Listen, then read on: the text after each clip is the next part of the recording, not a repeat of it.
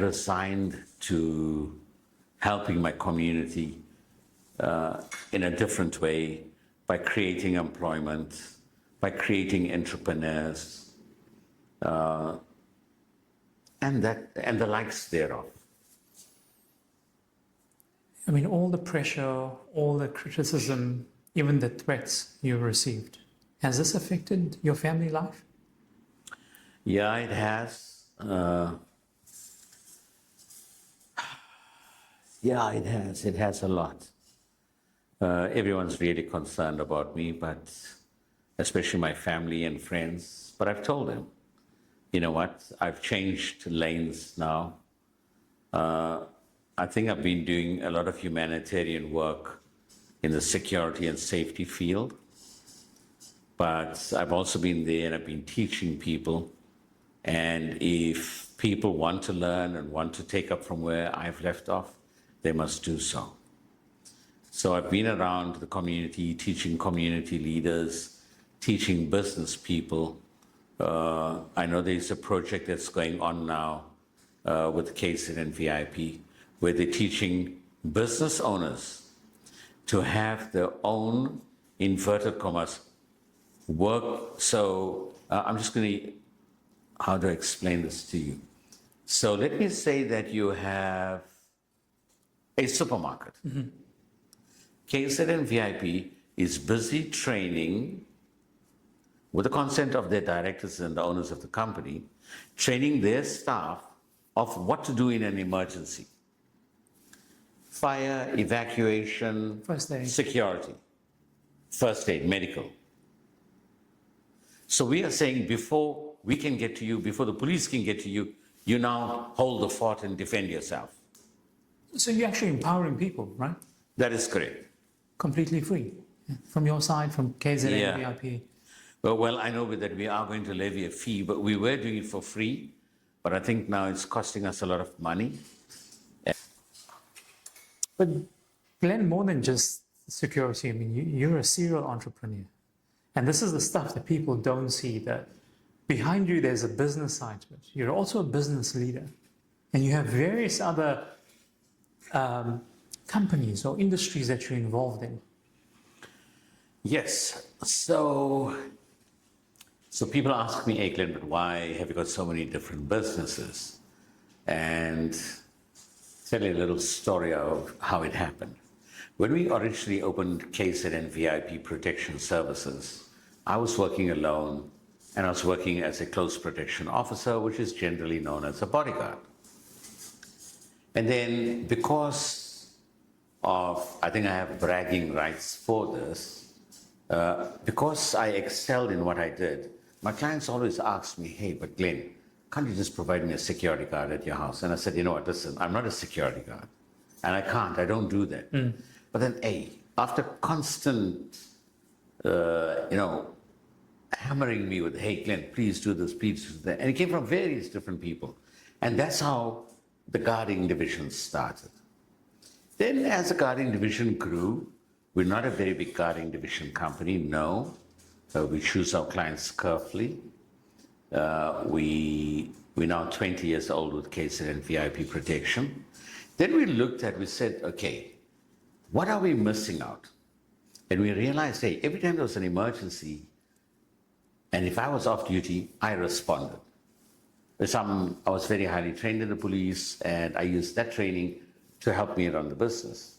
Then I noticed that we were spending more time helping security guards that were having problems with robberies and attacks and whatever the case may be than not. Then we opened up Cohesion and VIP Alarms. Cohesion and VIP Alarms is solely dedicated to armed response. So that took the pressure off me. Okay. But also increased the pressure on the other way, because sure. Now if there was a problem, we said VIP Alarms will assist VIP Protection. Yes. Then VIP Alarms also grew within itself. Now we said, okay, we've got people that are armed response trained. Coming from my background and seeing what armed response trained, 90% of them are pathetic, right? And I really mean it. Because the training, okay, but you must understand the training is chalk and cheese. Absolutely. I come from the police and this is a security background. And then I looked and I tried to refine it, and I looked, what did we have in the police that I can now bring over to the security industry and where the security industry allows it? So we brought in the K9 unit. Very, very highly successful. And then after a while, we stopped it because the financial repercussions was too much and we are running huge losses. But we brought it back again over the last 3 years or so. And we're doing very well. Because you must remember, in the old days, you could shoot for any reason. If a suspect was running away, you shoot him, and that's it. You were justified. With the new laws in South Africa, you can't. You can't. Correct. So, and that is the correct way to go. So if our armed response officers arrive and we find that, hey, listen, there's 2, 3 guys and you want to arrest and you know you can't handle them, what do? And I think almost the most common problem in our area is that when I say our area, I'm talking about the Phoenix and the local areas, Phoenix, Newlands, Inanda, Komashu, Intusu, Moab, Schlangerock, Durban North, Berlem. In those areas, the Durban North areas, one of the biggest problems is that the suspects are generally always under the influence of drugs. When a suspect is now under the influence of drugs, he's drug crazed. He's not normal. He's not sober. He becomes superhuman, and they can fight, believe me. And for them to take a knife and stab you, which has happened so many times with our guys, it's not an unusual story. So when we come with a dog, it's a total different ball game. Once people see the dog, it's a psychological impact. Hey, don't take a chance. That dog's going to bite you. If you've got 2 or 3 suspects, you can straight away arrest all 2 or 3 of them in one hit. So you can go for one suspect, the dogs will take the other suspects down. And generally, when people see a dog, they will straight away surrender. They'll say, right, okay, boss, I'm not running. We just tell them sleep on the ground, it's done. All you have to do is put the handcuffs on them, search them, wait for the police to come, and that's it. So the K9 unit's been a huge supplement to it. As of recent, well, not as of, when I say as of recent, in the last 5 years, we start training tactical unit members when it comes to crowd control and whatever.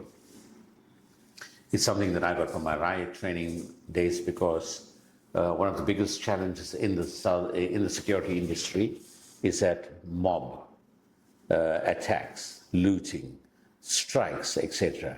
Now that's where KZN VIP leads in KZN itself, or I think in most of South Africa.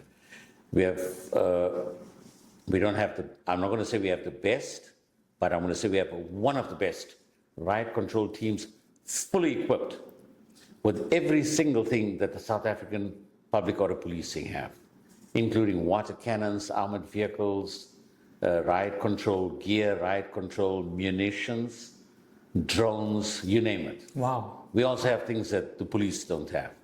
Wow. It's a secret thing that I can't talk about because for whatever reason. Then we noticed that, listen, we attend a lot of incidents where people have been shot, injured, car accidents, although we're a security company. Some of those things fall outside our job description or whatever it is. But to help the community, if you hear of an accident, you want to go and help. And then we came up with VIP medical and rescue services.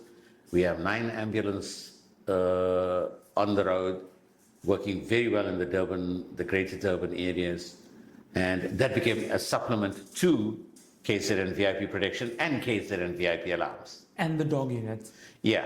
Okay. So the dog unit and the tactical unit forms part of VIP alarms. So the medical services became a supplement to the other 2 companies. Right? Wow. Okay. So it's like one company helping the other company. But if you also sit and listen carefully to what I'm saying, you'll notice that this is where our local or South African government has failed. They failed in security, so we opened up a security company. They failed in providing quick response, hence we came up with armed response. The medical services is collapsed or collapsing in South Africa with the number of ambulances that they have. And a shocking report recently by, it's the Minister of Transport or something, versus ALS Medical, where the minister or the MEC, sorry, I don't know if he's a minister or the MEC, or who the hell he is, he came out and he criticized the ambulance service for bulldozing an accident scene. No, it's a thing like, okay, there's an accident scene, there comes ALS, Yes. and they take over the scene, blah, blah, blah. They have a right to do it. Why? And I'll say this again. Ask himself before he questions the medical services, the ambulance services, the private ambulance services. Where the flip is the government ambulance? Correct. Why should a private ambulance service go and attend something that the government's supposed to be doing? So if the government failed, this is where the private industry is taken over. And that's what we are doing. So wherever the government is failing, we are finding a loophole and saying, okay, government, you failed. We'll try and fill in the gap together with a whole host of other private industries, whether it's security, whether it's medical or whatever. I was reading something where it said, quickest way to become a millionaire, find a problem and then find the solution to that problem. Well, that's what I'm doing. Well, that's what we are doing. Okay, and then of course we've got Close Protection and SWAT, which is another company. What does that mean? Close protection. What is Close Protection is a more professional word for bodyguarding. Okay. So that's what we used to do originally from Close Protection. But why we opened up a company with Close Protection and SWAT? So everyone say, we know what SWAT stands for, Special Weapons and Tactics. But we say ours is Special Weapons and Training. And training. Okay. That's a spin on the... Yeah, on the word SWAT. The reason we say that because the people that we use are specially trained. They're trained canine, they're trained tactically, and then they're trained in crowd control. And our instructors are all ex-police officers who come from those specialized units. So, or ex-police officers from those specialized units. So we create another company and then we specialized our services. Okay. That is one of the strongest arms that we have. Because we notice also that with the work that SWAT does, they generally always ask for close protectors or bodyguards. Okay. And it's a totally different ballgame. It's not the ordinary security off the street. I think there's only 10% of the companies in South Africa or less that can provide the services when it comes to riot control. Not all companies have that. We, or should I say, KZN VIP, generally services other security companies. So smaller security companies or even big security companies that don't have the logistics, they hire us to do their work. To do that, okay. And we work together with them sometimes because if they've got the manpower, we provide the other logistics and yes, we're good to go. So it's all about sharing our logistics with other companies to make it happen. So that is SWAT. I've told you about medical response. Yes, we have funeral services. That's just been opened about 2 years ago. And that was opened by my son, Gareth. And the reason he opened it is funerals in South Africa are very rarely under 15,000, 15,000 rand Minimum. per funeral. Minimum. So Gareth, because of the ambulance service, and then when they take people to hospital and they die, and then people come back, hey, please, we need donations, blah, blah, blah. Listen, we can't afford the funeral, it's 15,000 rands. And this is a daily request. Almost every single day, excuse me, people come in.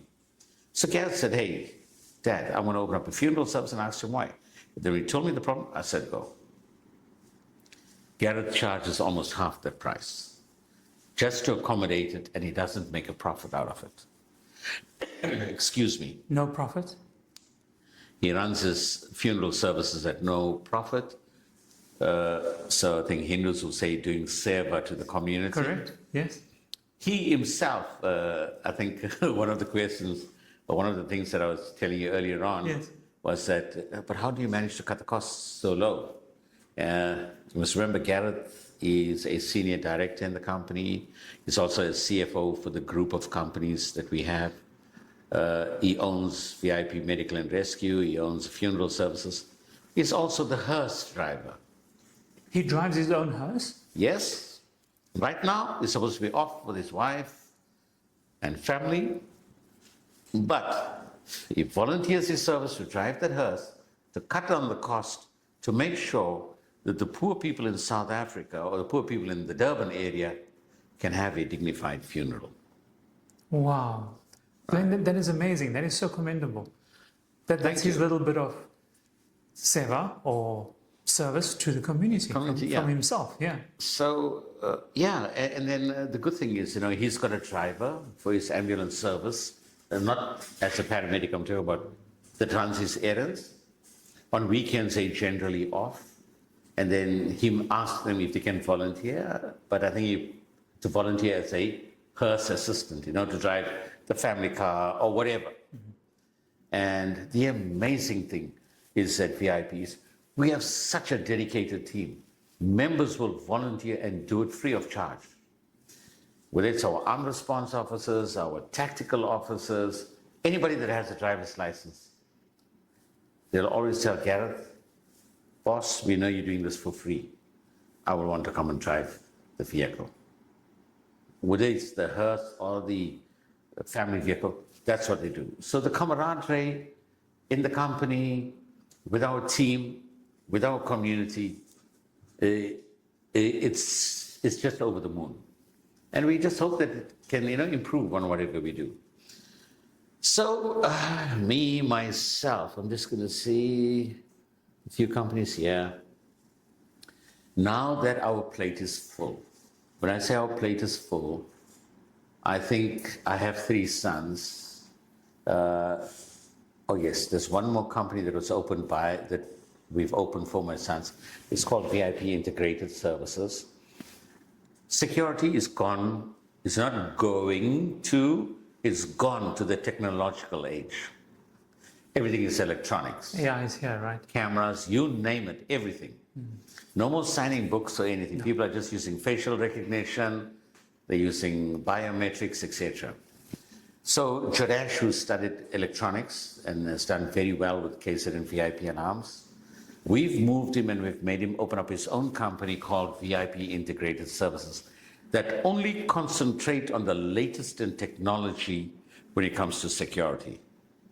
So for our clients going forward, I know he's got some huge clients, international clients and national clients that are now busy engaging with him. He's absolutely busy, working around the clock, because he did not expect the influx of work on the electronic division. So it's exciting for him because that's what he studied. Yes. And it's now allowing him to expand. You must remember what you learned 5 years ago or 10 years ago at a training facility at college or university compared to today is chalk and cheese. Correct. Yeah. I think when the guys went to the moon, they used a computer they called, the P1 or something? Something that was P1. Yeah. Right. Today, our cell phones can do that. Yeah, exactly. But we haven't been to the moon again, but yeah. but that's how it's changed. Yeah. So we encouraging Jadesh to go the technological way, and that's gone that way. So now that our plate's full and that all my sons have enough businesses of their own, and they are doing well, etc., I have now said to myself, let me go to my community. This is a sad thing. And why people address it in the form of protests, I don't know. Protests and making noise on the street is not, I'm not interested in that. I'm saying you go to the people that are responsible and you hold them accountable. What am I talking about? I think what I'm going to say, you already probably know, and I think the whole of South Africa knows. It is shocking. Indians, when they came from India, we came here as slaves. Cutting sugar cane, that's what our forefathers did, cut sugar cane, blah, blah, blah. Today, I know they're drinking cane, but that's fine.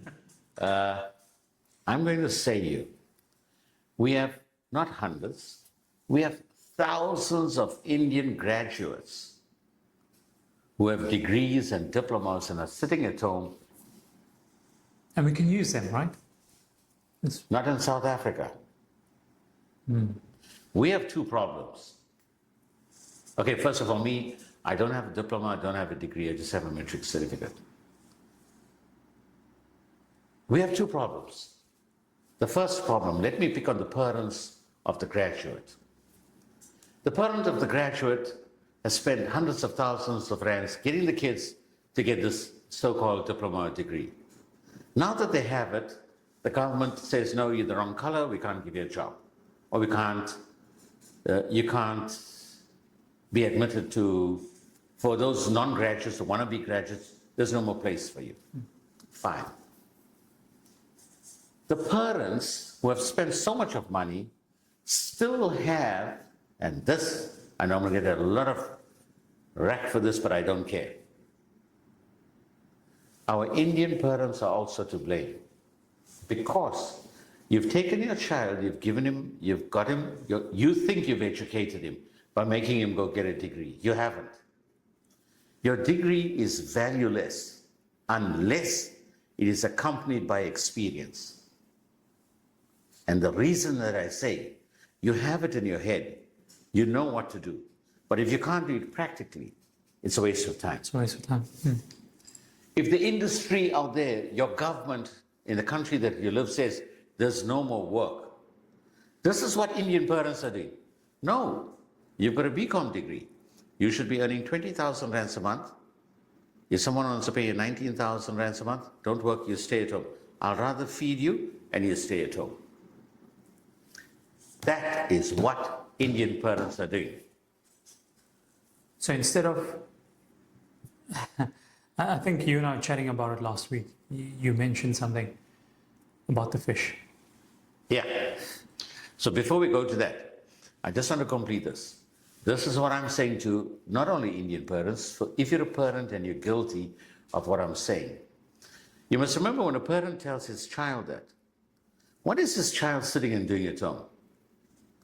Doing absolutely nothing besides probably on social media. Correct. And then you sit at home for 2 years and 3 years, you've not even made a single cent.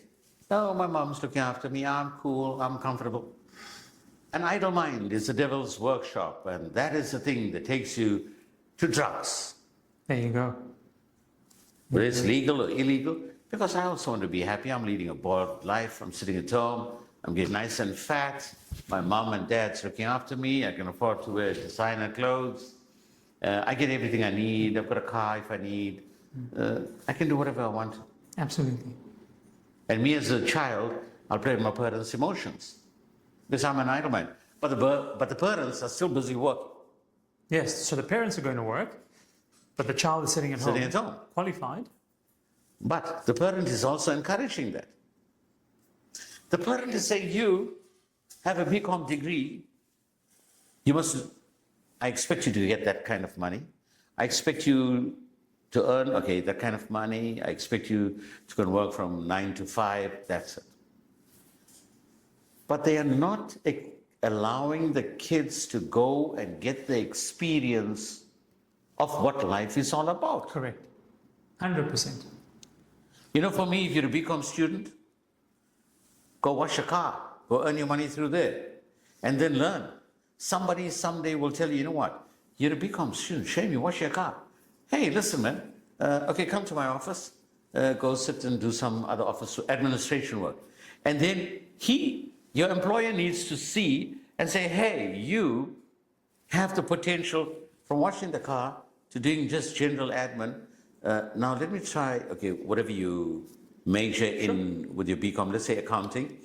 Let me just try and put you into the accounting field or just do my accounts. Yeah, just do my books, as they say. Yeah, do my books. Yeah. So, doing the books, you're getting experience. Now you're also learning and you're applying your mind from what you've learned. Even if you're earning 5,000 rands a month as a stipend, now you're learning, you're getting the experience. Eventually you find out, hey, wow, now I know my thing, I'm doing my work, my boss is happy. You go speak to your employer and tell him, hey, listen, I'm doing my thing, are you happy with me? do you think I can get a small little increase? I don't think he'll ever say no. If he's happy with your attitude on how you do your work, your attitude, how you do your work, I think that's the most important thing. So it's you creating an opportunity for yourself, one. You're creating value for yourself because people see the value in you, especially as a youngster. Yeah. But also, to your point, I wanted to say, you find the youngsters nowadays at 25 want to drive a Porsche or a Mercedes-Benz, AMG, whatever it may be, live in Umhlanga Rocks. You're 25 years old, bud. What do you think you're going to get? At 25, I'm not sure what you were doing, but, packing potatoes and at that point was a admirable thing to do, no matter of your qualification, because money had to come home, whichever way, right? Yeah. So what I've done is, in my, let's call it my new life, now that I've graduated from the security industry and I've moved on in my life, and I think that's what the whole interview was about, what do I do and how do I do it? Now I'm investing in my community. How am I investing in my community? I've opened up a company called, one of the companies is called VIP Hacks. Hacks stands for Hygiene and Cleaning Services. Ah, okay. Right. What does it do? The name is self-explanatory: hygiene, cleaning, and general maintenance. Electrical, plumbing, carpentry. So I found this young guy who was looking for a job, he approached me, and he said, listen, the company that he worked for previously, he was given the last preference, and he spent at least 4 out of 5 days on short time. So only if there was job, they would give him. Others didn't. And then I asked him a few questions, and I was happy with all the questions, that the way that he answered. And then I also helped him to answer some questions and understand what I'm trying to say. And I told him I wanted to make him a businessman. I want to make you an entrepreneur. But these are my terms and conditions. If you say you can do all of this, first of all, do you take alcohol? His answer is no. Do you smoke? No. I said, almost perfect candidate. Do you have a driver's license? Yes. Went through his CV, questioned him extensively on it. I was happy. One of the biggest questions, so a lot of people don't know. So if you probably work for somebody, you work fixed hours from 8 to 4, 9 to 5, whatever, 6 to 6. When you are a businessman, you'll notice I don't wear a watch. The reason is because time doesn't matter in my life. When you become a businessman, even if your office is open 8 to 5, you will work 7 days a week, 24/7.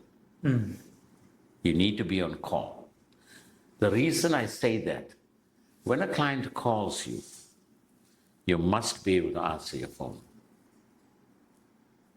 Whether you're on holiday in the Bahamas, or you're at home, you're at a Christmas party, or whatever, you have to answer the phone. You might have a lot of people doing that for you. But sometimes the client wants to speak to you because you're the owner. Correct. Yes. You're regarded as the boss man or the boss lady. You know what? Who's in charge? Exactly. And because they know that, listen, the answer that you give is the final answer. Because everybody else that you speak to, if it is out of their jurisdiction, okay, listen, I have to find out from Mr. Naidoo. So let me phone Mr. Naidoo straight and bypass everybody, and Mr. Naidoo will give me the result that I want. If you understand that. So, one of the questions that I always ask, are you prepared to work 24/7, which means, okay, work 24/7 and be on call. Work 7 days a week and be on call 24/7. By that I mean, you work 7 days a week, which means you work from Monday to Friday. If there is a problem with maintenance, somebody's water pipe bursts or electric short or something, are you prepared to go there on a Saturday or Sunday? His answers, but boss, I need 1 day off. I said, answer the question. You want to become an entrepreneur. You are going to work for your money, not for me. You don't have a job, you've been getting short term. Now, if the job comes up, Will you take it? are you going to go work? Then he sat, he thought, hey, yes, Mr. Naidoo, yes, I'll definitely go and work. So I said, what if you get a job on a Saturday and you get a job on a Sunday? Yes, Mr. Naidoo, I'll go. And if I got a job on Monday and the next whole week, yes, Mr. Naidoo, I'll work. I said, thank you. That made him the perfect candidate for me to now form a business relationship with him and build him up as an entrepreneur. So we brought him on board. He employed another young lad. I bought him a brand new vehicle. I bought tools in excess of 100,000 rands. I think we're about 8 months old. The business is paying itself off. Impressive. In 8 months. In 8 months, well, we did it, I think, after 4 months. The business is paying itself off. It pays his salary, his assistant's salary. It pays his bills for his vehicles, his insurance, his credit card. He's got a 50,000 rand credit card to run his business. Wow. And he's running it perfectly. He's even doing the administration. On his own. But I'm just bringing somebody else. Well, I've just employed somebody else to do the administration. But what have I created? I've created employment for 2 people that will probably feed about 4 or 5 people. Yeah. I'm talking about their families Their now. families. Mm-hmm. So I've created employment for 5 people, and we want to take the next step to now employ 2 more people. But he must make the decision. Okay. Because I created the environment for him. He's now enjoying the success of it. Listen, hey, for the last 8 months, I've not got 1 day short. What do they call it? Short time? Short time. Yeah. Yeah. He's never had a single day short time. He's getting paid on time. And he's enjoying life. And he's even earning more than what he used to earn before in terms of his rate. So let's fast forward from this. So that's one of the things that I've done. And I've created a partnership with him. Then I've opened up a company called Glen Technology and Consulting. It's an IT company. There too, I found a guy sitting, he's studying for his degree. I think he's got a year or 2 more to qualify. No job, sitting at home. Hey, Mr. Naidoo, I'm looking for a job. I said, no, I don't have a job for you. In the IT business, I don't have a job. However, listen, what can you do? Tell me. We are doing a lot of technological stuff here at Cohesion VIP. We're also improving on our websites, etc. And you'll see that this website was done by Glen Technology and Consulting. Okay. Okay. Now, that is a new business that I opened after he answered the same questions like the previous company, VIP Hacked. Now he's employed somebody else that was unemployed because we're starting to grow. He himself, after about 4 months, he's now making his own salary. I think we're also getting a lot of work from, okay, so these boys are highly trained. Like I said, 2 more years, finalized degree. The other guy's got his degree. Sure. So 2 people would have not had jobs, now have a job. And one of the guys who's spearheading it has shares in the business. I've given him 40%. Wow. It's a hell of a lot. People say to me, but Glenn, why did you give up 40%? Yeah, exactly. Why did you give out 40%? Glenn? So you must remember, if you do things in good spirit, you want to motivate people, I don't want to give you 10% and 20%. No. I still haven't taken a salary from the company. And my thing is, listen, guys, after 1 year, I want the salary of the highest earning person in that company. Okay. That's part of the deal because I also have to, you must remember my investment, Correct. Initially, my initial investment. you're a shareholder. Yeah. Yeah. It's not getting paid. I'm not getting paid back for it. I'm not making the company pay me for it. So, and for me to secure my life financially, that's what I've done. And so that company is running well. I don't have any issues. I'm happy with it. So there's somebody that was sitting, 2 people sitting at home now have a permanent job. And I know it's growing. And they run everything operationally, even financially, they run the business. Just once a month, I meet with my accountant, right, how's everything going? I'm happy, I check, I'm good. So it's another business. It's another business. And something very important, part and parcel of the whole deal, that they will make a 10% donation. If I create the business, I want 10% of our profits to be donated to my NPOs that I have, or my NPCs, the non-profit companies. You have NPCs? Yes, which I will talk to you about just now. VIP H2O.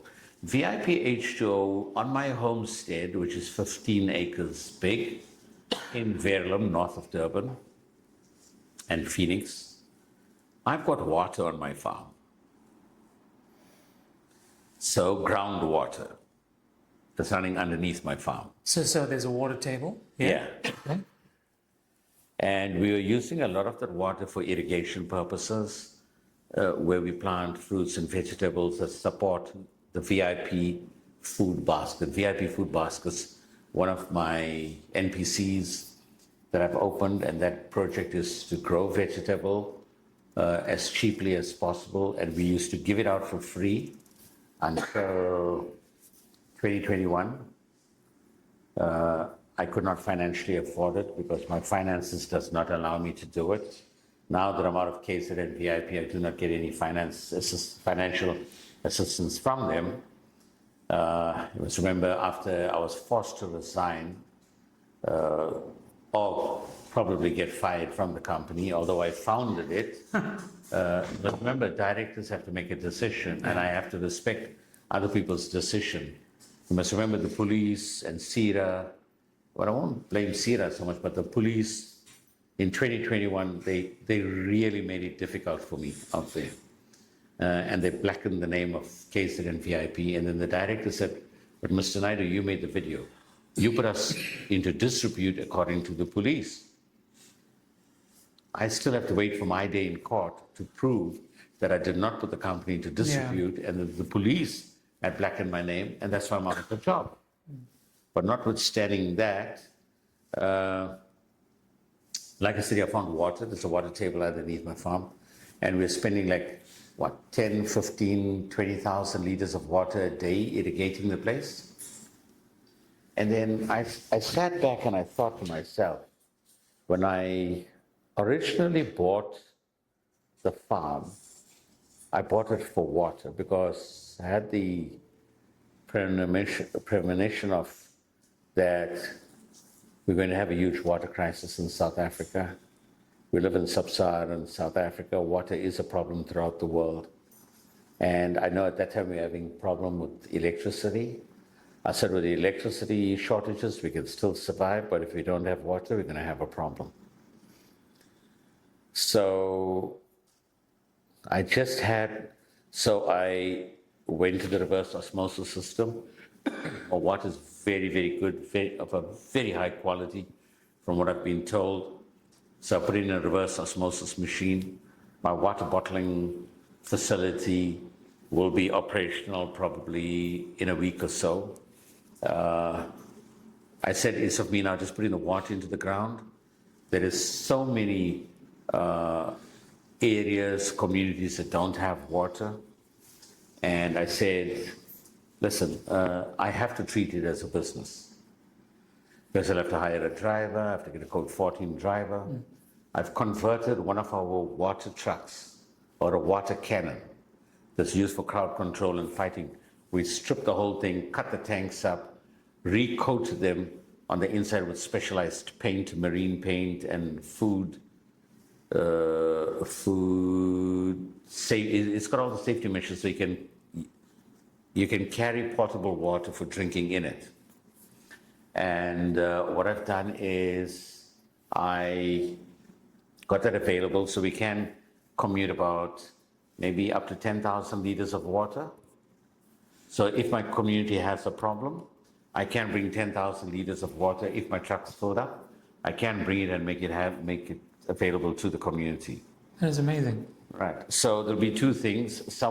Drinkable water?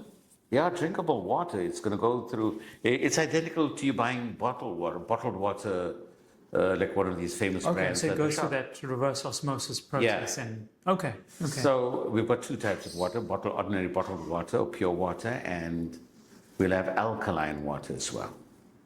So I'm going to say we're going to run a business on the side to finance that project where, together with KSET and VIP, work together with them for the simple reason it's their truck. Sure. And I know they have some kind of feeding scheme that they're doing. So to supplement all that with water, I will try and make that truck available, but only for certain people. Okay. But I mean, certain people, I think we'll give preference to like senior citizens. Mm-hmm. We'll give preference to the KSET and VIP clients. Because if you support me, I want to support you back. Absolutely. If you support another company, then you must ask that company to do you that favor. Sure. Right. It's only So fair. that's my principle. It's only fair. Because I've learned, and I'd rather tell you now about it. In 2021, where were all those big multi-million and billion rand security companies at the time of the 2021 riots? I know where they were. Where? Everybody went to Umhlangerocks to make sure Umhlangerocks and Durban North was secure, whilst we stood here in the front line. But people of Phoenix, yes, we have a lot of subscribers. We're happy about that. They support us. They still support those so-called national-based companies or those super big companies that have never even laid a finger to help the community of Phoenix. Not only Phoenix, you must remember, if we didn't stop Phoenix, what happened in Phoenix? It went to Umhlangerocks, Durban North, etc. They know about it. Because you were front line. You went even the second line of defense. Because we stopped them here. Yeah.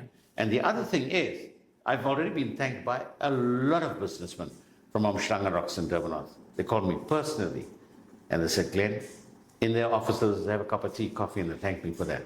So I'm saying I want to support people that support me. That is why I'm giving the people of Phoenix first preference.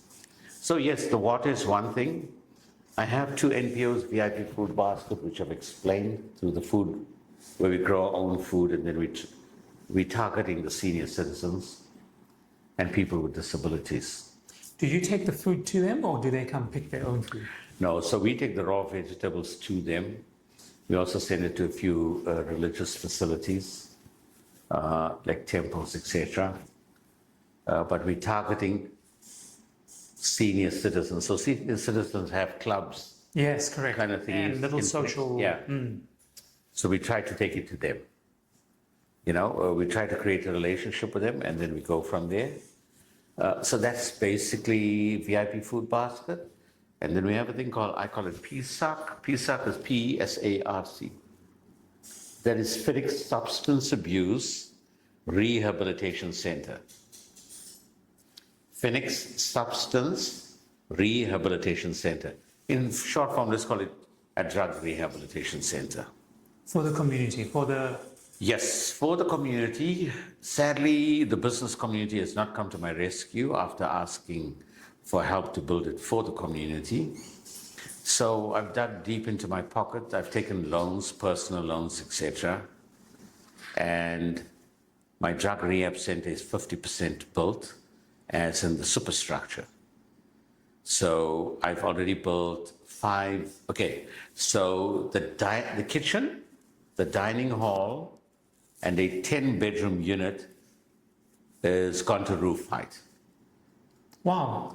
So it's just a matter of putting a roof, and then naturally the windows and the electricity, plumbing, blah, blah, blah. Then I'm done. Wow. Next door, that's called Block B. Okay. Block A is a house, 6-bedroom, which I've already got people staying there, which I'll explain just now. So Block C is 5, let's call it 5 bedrooms, dormitory style, which will sleep 6 people each. And there I've gone 50%. So let's call it about your stomach or chest height. The whole building is that height. Okay. Of the 5 bedrooms. Sleep 6 people each. But 2 of the rooms are already gone roof height. It's just a matter of putting the roof. Okay. So we're busy getting quotations, etc., to do that. I think once I'm finished with those 2 rooms, then I will go to the other 3 rooms. And since I'll make one more plea to the community of Phoenix. Example, we have Phoenix Industrial Park. I know for a fact I need about, I'm under correction, I think it was 82 plus, plus about, I think we need about another 150 to 200 roof sheeting. So I was supposed to put tiled roof, but it's too expensive for me. Sure. Yeah, it's coming about almost R500,000 for both sides. So I said, no, I'd rather do it for almost half the price and put steel IBR sheeting. I'm just busy getting quotations. And my plea to the business world, if you're listening to me, it's not only for the business world, it's for everybody. I'm saying that, guys, I don't need you to donate all the sheets. Just donate 1 sheet. There's 200 businesses in Phoenix Industrial Park. If each one can give me 1 sheet, and the sheets cost about, I think, 500 Rand or under 500 Rand, that's inverted commas, nothing for a business. It's 500 Rand. 1 at 500 Rand. You don't have to give me the money. We'll give you the specifications. We'll try and find a hardware shop that can supply us, or anybody. Even if there's somebody that's got a contact that makes it and wants to give it to us at a discounted price, give us the price. We'll spread the word around. I'm going to do it on Facebook. And all they have to do is just donate, and then we can go pick it up. And it'll take so much of pressure off my chest. I promise you, well, that's just only the roof sheeting. You must remember, I must still put the roof trusses. Correct. If that is done, I can have everything completed before end of this year. So how many sheets? 200 sheets? Yeah, Was it 200? I think, I stand to be corrected, I think it's about 200 sheets. Okay, so if I do my calculations here, so we're looking for about 82 plus 150, or 140 some odd sheets. Okay, so just over 200. Yeah, just over 200 sheets. So each company has an opportunity to be a sponsor in this center by giving you 1 sheet. That's it, for $500. Yep, just for 500 Rand. But I want to give you more. And this is what I'm going to say, okay? I don't know how I'm going to do it, but of course, if I can get some bright ideas from other people, I'm saying when the sheet comes, one of the things that I want to do is I want to paint all of them white. The reason I want to do it so it'll last longer. Sure. If it's going to last me 10 years, it might last me 20 years. We have to put some kind of rubber paint. And I want to give the opportunity of the companies to print, inverted commas, their advert, their logo, anything donated by KZN VIP Protection and your telephone number. And we will stick the roof on. It will be there forever. As long as your ink lasts, your advert lasts, it will be there. Now, I don't know which side to put it, whether to put the advert facing up or facing down. I'd like it to face down, but then when you're going to have those braces, and if you put a ceiling, nobody's going to see it. Correct. But if it's on top, but I know when it's finished, we're going to do photo shoots, drive-bys, and then people will be proud to say, hey, listen, I've sponsored 1 or I've sponsored 10. Or little plaques, right, on the wall that just say... Exactly. No, I just want to put it, if you're doing the roof sheeting, I want to do the roof sheeting. Yeah. But if you do a whole room, then of course, yes, we can put a Oh, then absolutely. Yeah. Okay, so your gold standard sponsor. So, and the aim is, listen, the general rate of treating a person with drug rehabilitations, about 20,000 rands and more. And now per month or per the life month. cycle of... Per the cycle for that's about 21 days. Okay, understood. Now, I'm saying, I don't know, it depends. I want to create peace agreements. The committee needs to sit together. I've fired a lot of people from that organization because I don't want people to come and sit at the table and just answer questions. I want people who can go out there and do it. I don't want talkers. I want doers, right? Because I've been waiting. If I tell you, I think, I don't know, I'm just going to see how old PSAC is now. So I think for the last, 8, 10 years, I'm trying to get the rehab center running, and I can't do it on my own. Sure. I can't also take advantage of KZ and VIP, the company that I gave birth to, because for the simple reason, KZ and VIP is already sponsoring about 50,000 rands a month to keep the facility running. Yeah, because it is a going concern. It's also a profitable organization. It needs to look after itself at some point. Exactly. Yeah. So I want to say, KZ and VIP, thank you for your 50,000 rands a month. We really appreciate it. You must remember we have to pay the rates, the lights, the water, and of course I've got a few people. The people that I've got there, so I've got some really senior citizens over 70 years old that we look after. We're trying to feed them off the farm, which I'll explain to you about the self-sustainable model. And this is what I'm going to talk to you about just now. Then I've got a gentleman that's divorced because he had a stroke and he can't use his hand. He lost his job. He was kicked out, sleeping in someone's lounge. I've taken him on board, but after I spoke to him properly and told him, listen, you have a problem with your hand. He was a production manager. I told him, there's nothing wrong with your brain. There's nothing wrong with your right hand. I'll give you a place to stay. I'll give you food in 3 months' time. In the meantime, whatever we cook, you can eat, right? But I want you to use your brain, use your pen. I'll give you a computer. You can do one hand Yes, capturing. capturing. Yes. I'll find some work for you. I said, hey, thank you, Mr. Naidoo. And he appreciates it. So that's what I'm doing. I've got a couple of recovering alcoholics whose families chased them out. On my farm, there is no smoking. I probably might allow cigarettes, but I see no one's smoking as yet, so I'm happy. But absolutely no alcohol and drugs. Now, okay, I've got people of that caliber. Then I've got a gentleman who's just started yesterday's first day officially, sitting with a degree in agriculture and management. Wow. With his honors. Yes. He's from the Eastern Cape. For 2 years or 3 years, he has not been employed. I stand to be corrected. I think he told me from 2020. Oh, it's 6 years. He can't find a job. I told him, come on board. I'll pay you a stipend. I'll give you 3 months to prove yourself.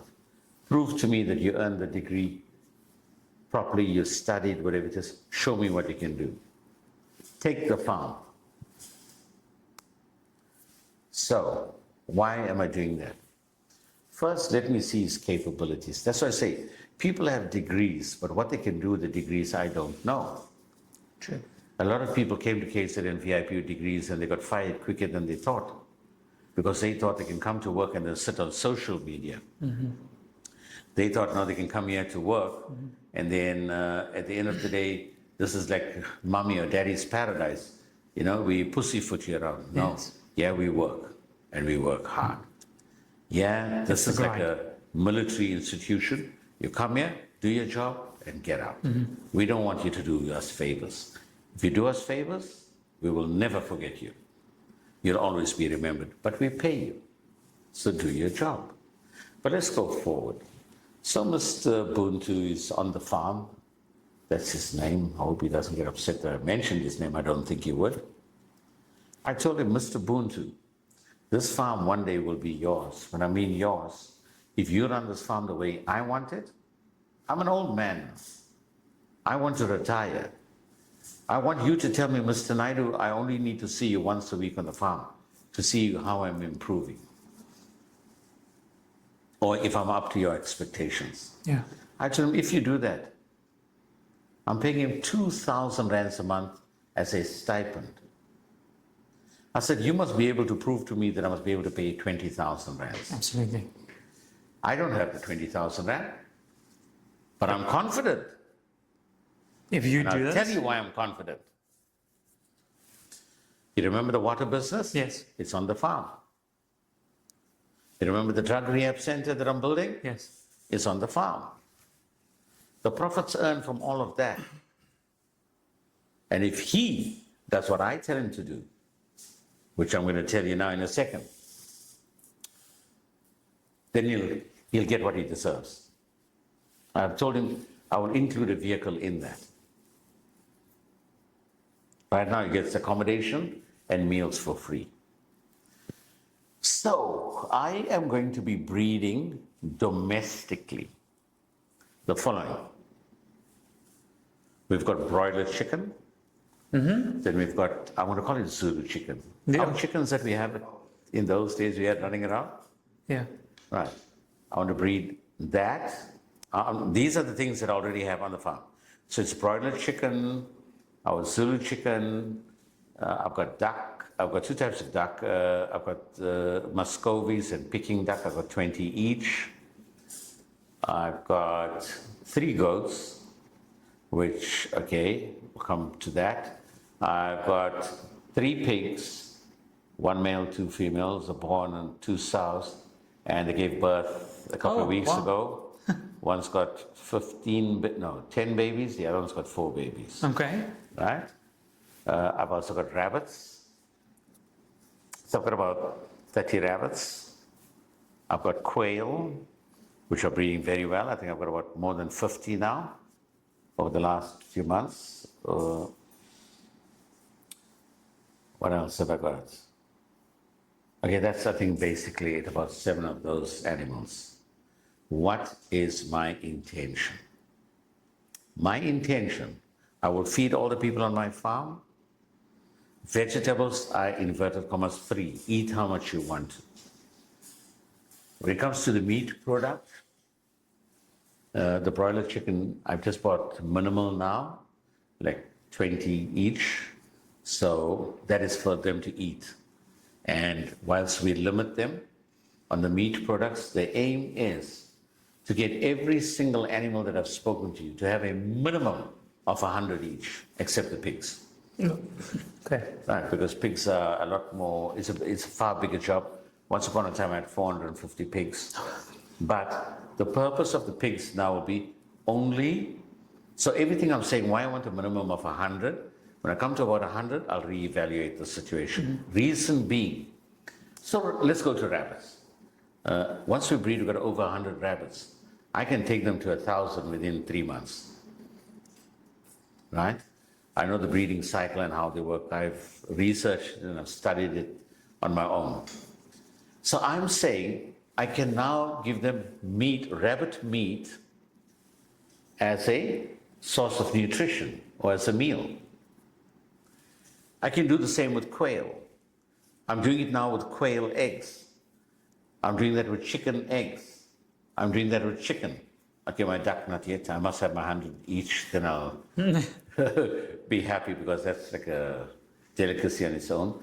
Quail is a delicacy. Even the rich people can't afford to find it in Durban.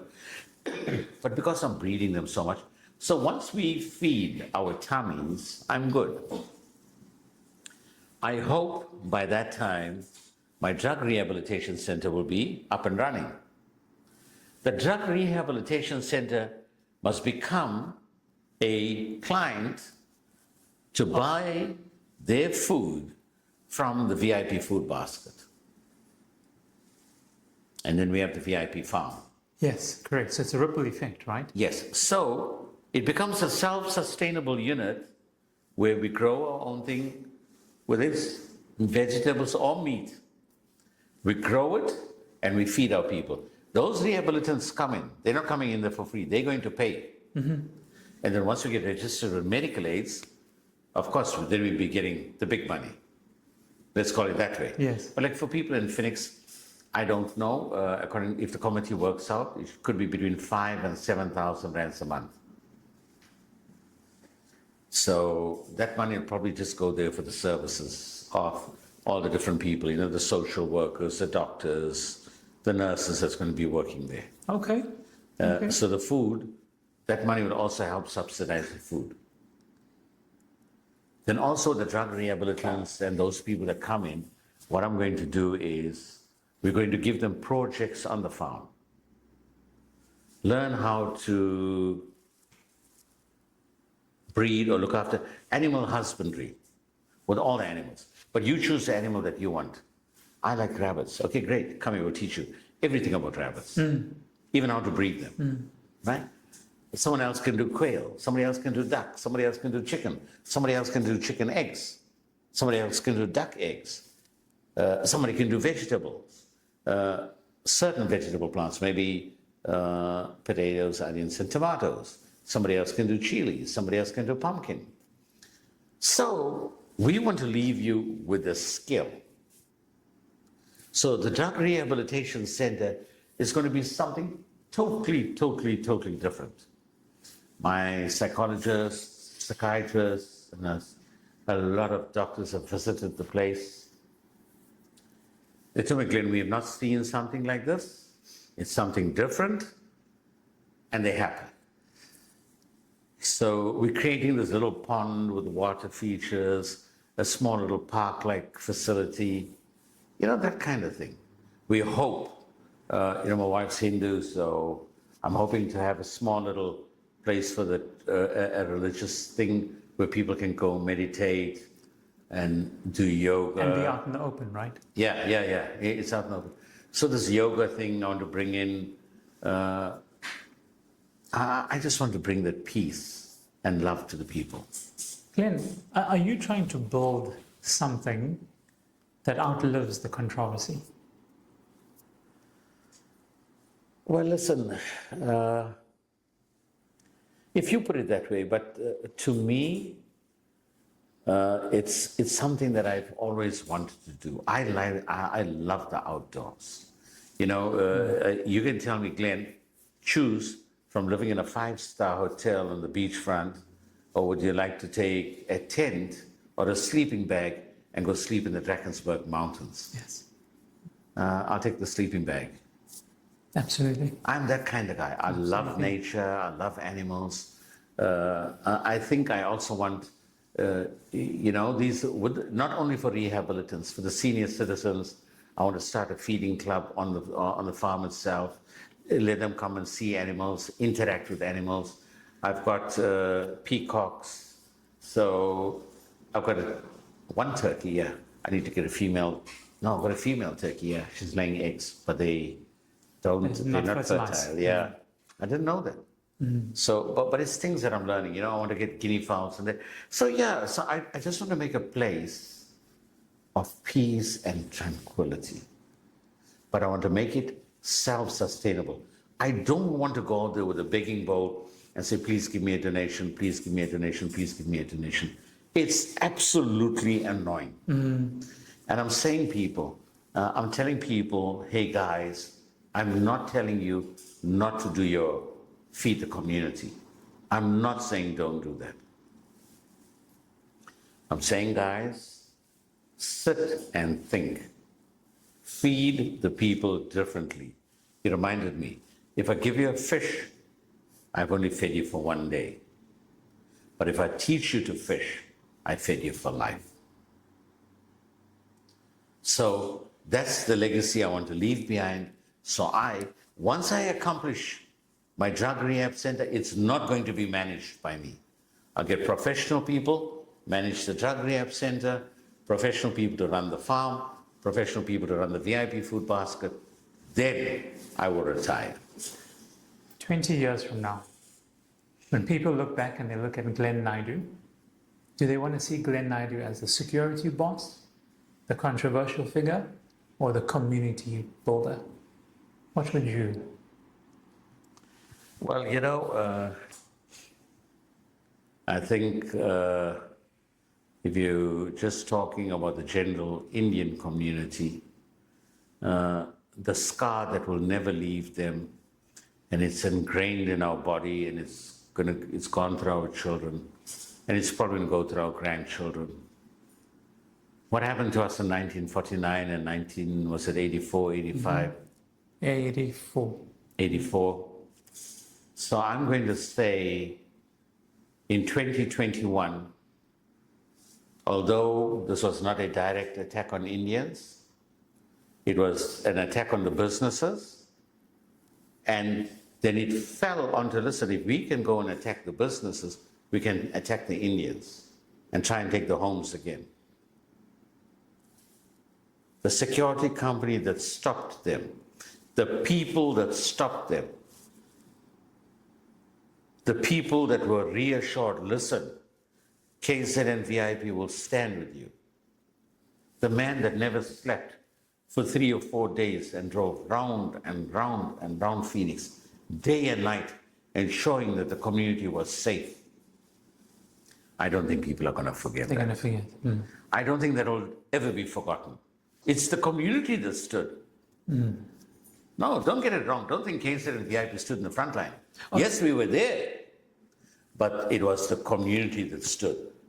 We have a mutual agreement. Listen, I'm going to say something. Indians and Africans are living perfectly together. Whites and Africans, colors and Africans are living perfectly together.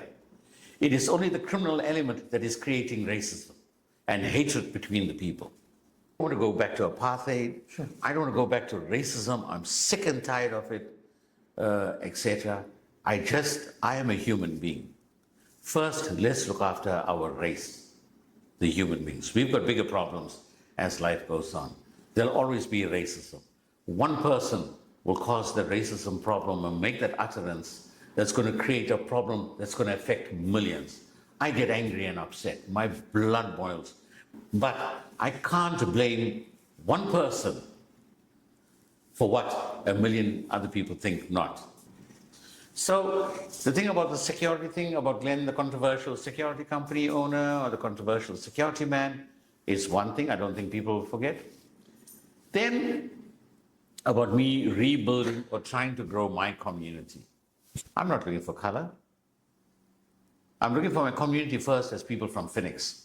One of the things that you don't know that I'm going to be doing is, I think end of the month, there's another young lady coming from Newcastle. She has done her theoretical studies on agricultural management.